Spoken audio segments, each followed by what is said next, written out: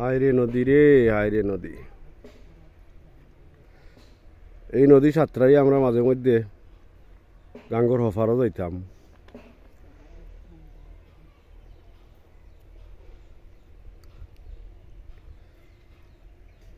এখন আর দিনও নাই, আর এই সময়ও নাই। আর নদীর চরে মানুষে হরাস, শিম এগুলাও নরকল ক্ষেত করতেছে, আমরাও ক্ষেত করছি। এই যে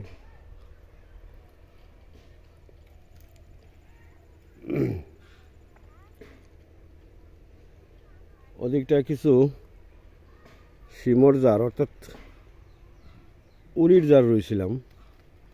তো গাঙ্গর সরে উড়ির ধরলে আবার খুব জুইতে ধরে। তো এখন কিছু গোবর সার আমরা গোবর দিতেছি নিচে। গোবর দিয়া হয়তো একটু সারর পানি দিমু। আসলে মূলত সময়ও পাওয়া যায় না, আর ফল ফসল আদির পিছনে কিছু সময় যদি বের না করো তাহলে আবার ফসল হয় না।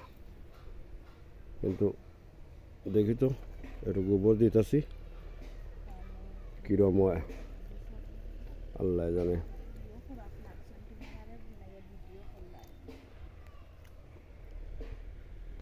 ওদিকে আবার মানুষের উড়িদার বড় হয়ে গেছে।